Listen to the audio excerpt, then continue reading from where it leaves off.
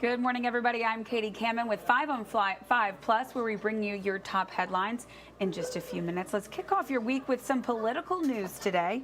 A Low-Country lawyer is stepping into the race for governor, marking the first Democratic candidate to announce a gubernatorial campaign. Mullins McLeod, a Charleston injury attorney, announced his run this morning, presenting himself as a choice for South Carolinians who are looking for faith-driven servant leadership as a cure to the cancer of corruption now in power. McLeod, who is 53, was born in Lexington and grew up in Walterboro. As a third-generation lawyer, he says he built his career on helping people get justice, a goal he says he looks to mirror in the office of governor. His announcement says his campaign is rooted in the belief that the political establishment has allowed corporate influence, money, and corruption to rig the system against everyday citizens. That announcement says he positions himself as a fighter for fairness, accountability, and economic justice. He says he remains committed to his platform of new leadership and strong values, urging voters not to be silenced by establishment pushback against needed change and reform. He is the first Democrat to announce a campaign, though State Representative Jermaine Johnson, a Richland County Democrat, has said he is exploring a run for governor as well. On the Republican side of things, the field is crowded. Those who have already announced their campaigns include Congresswoman Nancy Mace, State Attorney General Alan Wilson, Lieutenant Governor Pamela Evette, Representative Ralph Norman, and State Senator Josh Kimbrell. Filing for office in South Carolina does not open up until March, and the primary is in June. Now to a crime alert. This morning, a minor in North Charleston is facing charges for gun possession. According to North Charleston police, just before 11 p.m. on Saturday, officers stopped a car with no headlights near Rivers and Barnwell Avenues.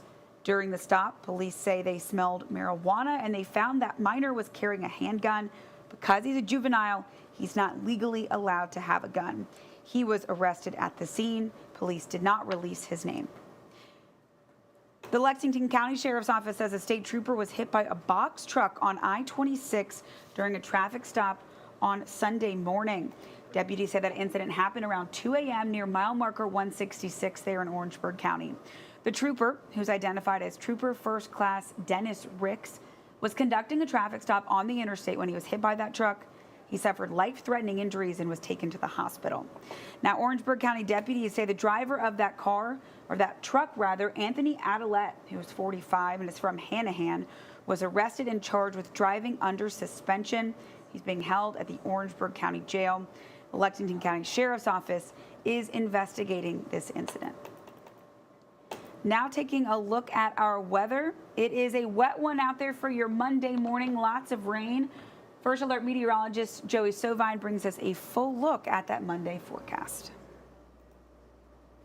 And good Monday morning to you. I'm meteorologist Joey Sovine. Keep the umbrellas handy today. Another mainly cloudy day, another day with a decent chance of scattered rain and even some thunderstorms. Any of those storms or any of those downpours moving in from the ocean could produce some very heavy rainfall at times, either this morning or this afternoon. There could be some locally heavy rainfall today. Now, as we go into tonight and tomorrow, I think we'll start to trend. Finally, a little bit sunnier and not as wet outside. High today, 83 degrees. We'll see overnight lows tonight dropping down into the mid-70s. Still a few showers around, but tomorrow will begin a stretch of a little bit more sunshine. 88 degrees on Tuesday. We'll be in the low 90s Wednesday, Thursday, and Friday.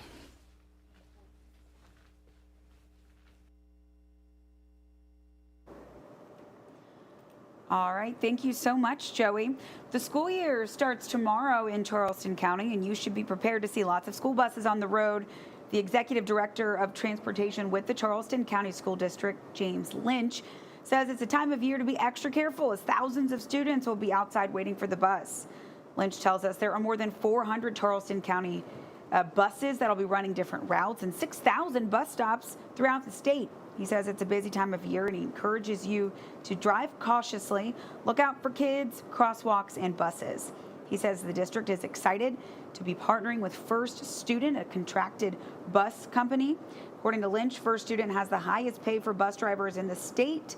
Drivers start off at $22.50 an hour, and in less than 5 years, they can make $33 an hour. Lynch also tells us they're always hiring drivers because they have so much area to cover. After Charleston County goes back tomorrow, Berkeley County is the last district to go back to school. That will be on Wednesday.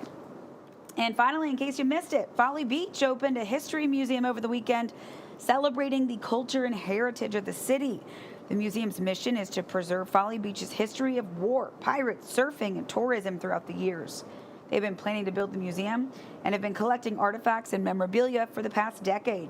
The first display at that museum is Surfing on the Edge, which explores the origins of surf culture on Folly Beach from the 60s to the current charitable organizations that have grown out of that culture. Future exhibits include the city's role in the American Revolution, the Civil War, and World War II, the history of the Folly Beach Pier, the impact of hurricanes on Folly Beach, and the area's history with pirates and criminals. That new museum is located at 55 Center Street in the community center in the library building there.